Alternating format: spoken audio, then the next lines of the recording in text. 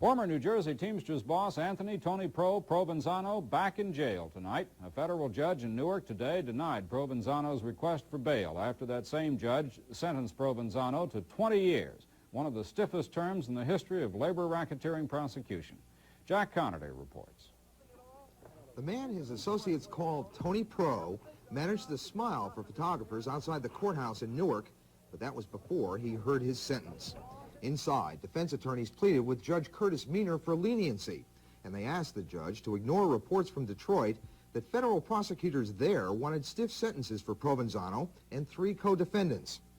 While the government prosecutor denies it, many here, including the defense attorneys, believe this labor racketeering case was brought to trial to put pressure on the defendants, particularly Provenzano, to open up with details on the disappearance of former Teamsters president Jimmy Hoffa. Judge Meaner said he knew that without Provenzano, this labor case would never have come to light. But he said flatly that he was not interested in using his judicial power to help government prosecutors solve another case.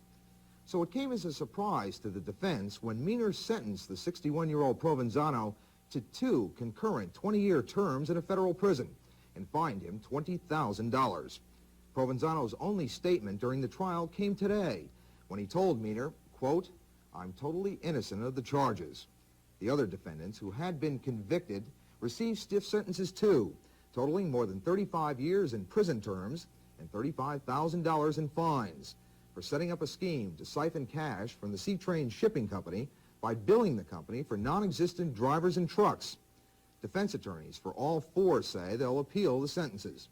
Meaner said Provenzano is an undesirable influence on the labor movement, particularly the Teamsters.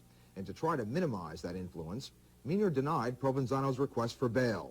So just a few weeks after he had been released from prison, pending a new trial on murder charges in New York, Provenzano again goes behind bars. No one can say if today's sentencing will open any new leads to Hoffa's disappearance, but Provenzano's 20-year sentence is the stiffest ever given by a court in America in a labor racketeering case. And if it's upheld on appeal, it may mean the end of Provenzano's days as a power in the Teamsters Union. In Newark, I'm Jack Connerty.